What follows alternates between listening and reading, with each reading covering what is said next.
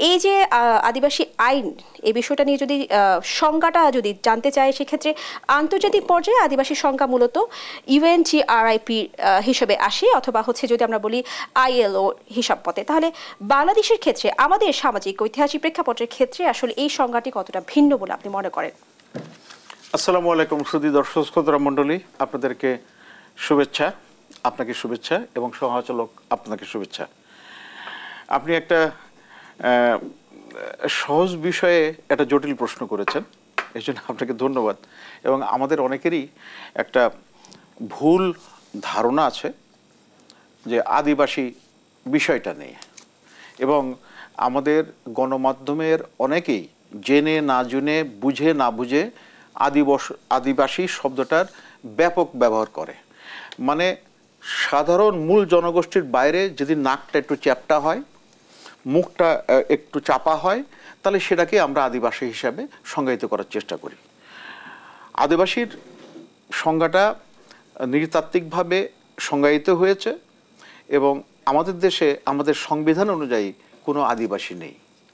আমরা সবাই এই জনপদের মানুষ এবং এই জনপদে সবাই একই নাগরিক সুবিধাভোগী।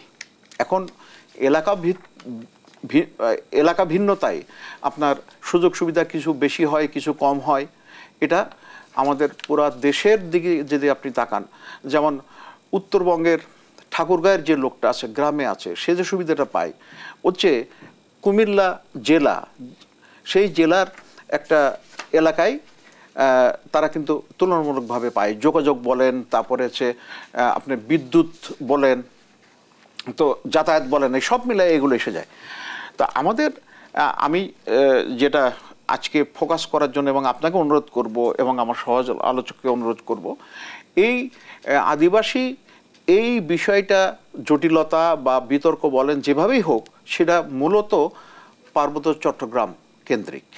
তো পার্বত্য চট্টগ্রামের কয়েকটা তথ্য উপাত্ত তুলে ধরলে আলোচনায় সুবিধা হবে এবং দর্শকদেরও বুঝতে সুবিধা হবে। সেটা হচ্ছে পার্বত্য চট্টগ্রামের যে আয়তন, সেটা আমাদের দেশের 11.19%। আচ্ছা, এখন এখানে আর জনসংখ্যার দিক দিয়ে পুরা দেশের সাথে অনুপাতে সেটা হচ্ছে 1.16%। অর্থাৎ বিশাল ল্যান্ড এরিয়া কিন্তু জনসংখ্যা কম। আচ্ছা, এরপরে আরেকটা বিষয় প্রায় সামনে চলে আসে, সেটা হচ্ছে বাংলা ভাষাভাষী বা বাঙালি, আর হচ্ছে আপনার পাহাড়ি বা ওখানকার উপজাতি যেটা।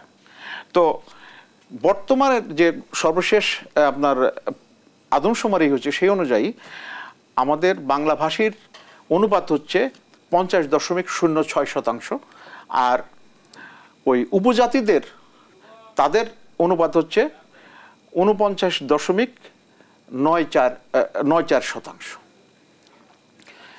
শিক্ষার হার বিবেচনায় আমাদের সারা দেশের যে শিক্ষার হার, সেটা হচ্ছে 74.66, আর হিল ট্র্যাক্সে আপনার খাগড়াছড়িতে 71.73, রাঙ্গামাটিতে 71.33, আর বান্দরবনে 63.64%। সুতরাং শিক্ষার দিক দিয়েও খুব পিছিয়ে আছে এটা বলা যাবে না।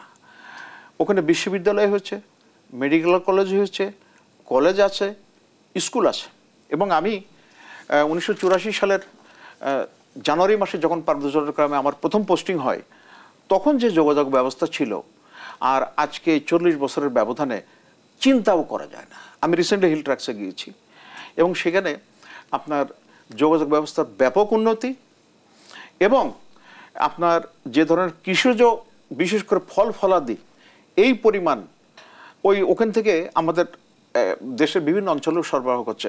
আগে আনারস হতো, এখন আম, প্রচুর আম হচ্ছে বিভিন্ন ধরনের, এবং ওই জাপানি যে বড় আম, সেই বড় আমটা কিন্তু হিল ট্র্যাক্সে খুব ভালো হচ্ছে।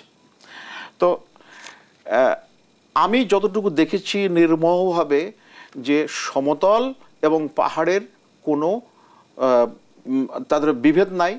সরকারের উন্নয়ন প্রচেষ্টায় তারা সমভাবে সম্পৃক্ত। এখন পাহাড়ি জায়গা হওয়ার কারণে সব জায়গায় রাস্তাটা এখানে যেমন যত দ্রুত বানানো যায় ওখানে তত দ্রুত বানানো যায় না।